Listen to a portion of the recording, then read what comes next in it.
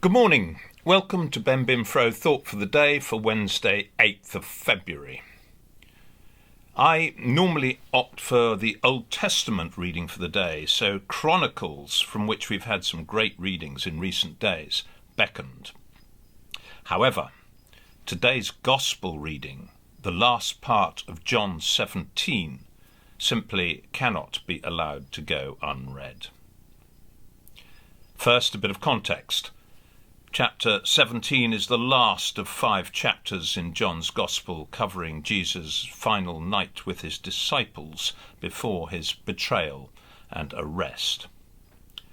The first 4 chapters contain some of Christ's most powerful and far-reaching teachings, couched in emotive terms as his final instructions to his disciples.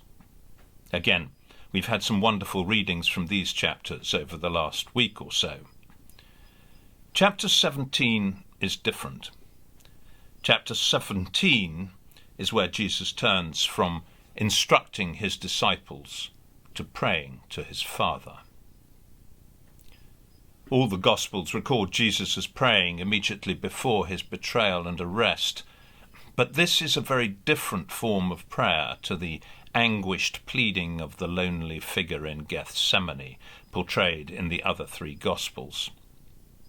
Here, Jesus looks to the impact on others of what he has achieved on earth by his life and death. He intercedes with his Father on behalf of those others. In the first part of the chapter, he intercedes for the disciples who have been with him during his ministry. In the last part, which we are reading, he looks beyond those disciples and intercedes for you and for me. I'm reading from NRSV. I ask not only on behalf of these, his disciples, but also on behalf of those who will believe in me through their word, that they may all be one. As you, Father, are in me and I am in you, may they also be in us, so that the world may believe that you have sent me. The glory that you have given me, I have given them, so that they may be one as we are one. I in them and you in me, that they may become completely one, so that the world may know that you have sent me and have loved them even as you have loved me. Father, I desire that those also whom you have given me may be with me where I am, to see my glory, which you have given me because you loved me before the foundation of the world.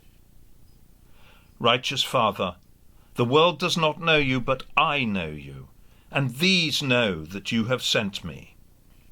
I made your name known to them, and I will make it known, so that the love with which you have loved me may be in them, and I in them.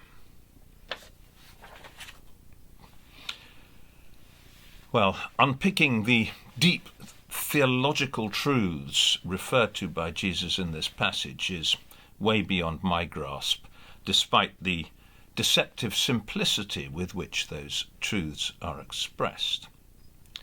In fact, I was tempted, rather than adding any thoughts of my own, simply to read out the passage again.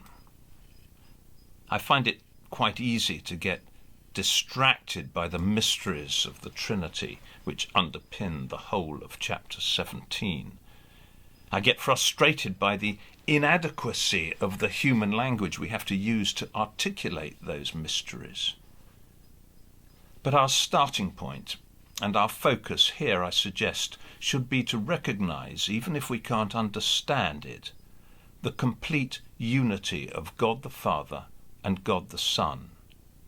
A loving unity which predates creation and which is so pure and total as to be unimaginable to us.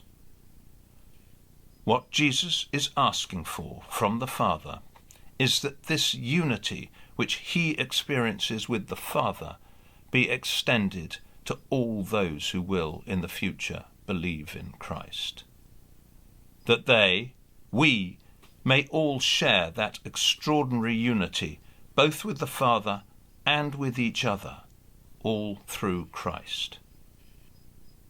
The fact that these concepts are so familiar to us as Christians doesn't make them any the less preposterous.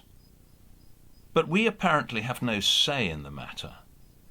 Jesus is talking to the Father, not to us. We are not required to react or to be actively involved in any way. I don't know how you feel about being prayed for out loud. I find it both lovely and at the same time rather awkward. It's awkward partly because I'm not in control. Somebody else is talking about me to God, asking for something they think, and probably I think, I need.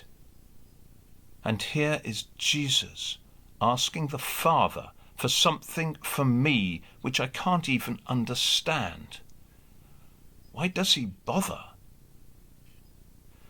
I think perhaps my initial instinct was right. I should have just repeated the reading and then repeated it again.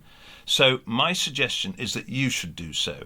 Just read this short passage again and again. It's just so wonderful.